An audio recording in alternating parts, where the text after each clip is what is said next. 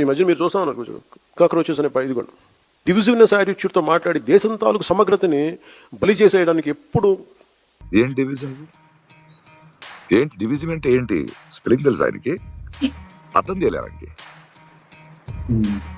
పిల్లలు చనిపోతున్నారు, సూసైడ్ చేసుకుంటున్నారు అని ప్రశ్నిస్తే డివిజివ్ పాలిటిక్స్ అది. He should behave himself. ఏంటది ఆన్సర్? ఎవరిని మెప్పించడానికి అబ్బా? వాళ్ళు అడుగుతున్నది ఒక గవర్నమెంట్ ని, a government which is responsible. Government is not BJP. You are the party వేరుది. Once you are elected, you are a government.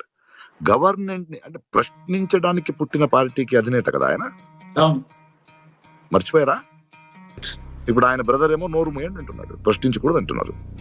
ఇప్పుడు ప్రశ్నించే వాళ్ళని డివిజివ్ పాలిటిక్స్. ఏం డివిజివ్ పాలిటిక్స్? వాళ్ళు హిందూ పాలిటిక్స్ చేయలేదు, హిందూ ముస్లిం పాలిటిక్స్ చేయట్లేదు. వాళ్ళు పొలిటికల్ పార్టీ కాదు, పొలిటికల్ పార్టీ స్టార్ట్ చేయలేదు, ఐడియాలజీ గురించి మాట్లాడలేదు వాళ్ళు.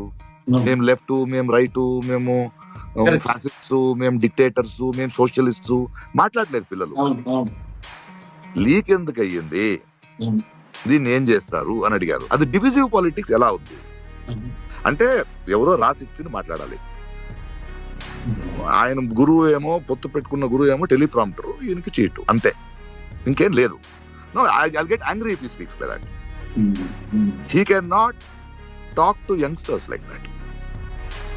వాళ్ళ ఆవేదన, వాళ్ళ పెయిన్, చనిపోయారు ఆ అమ్మా నాన్నలు ఉన్నారు.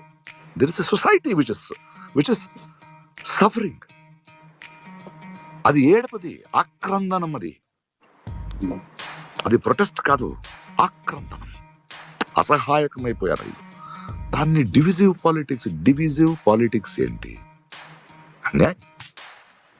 No, I don't accept it.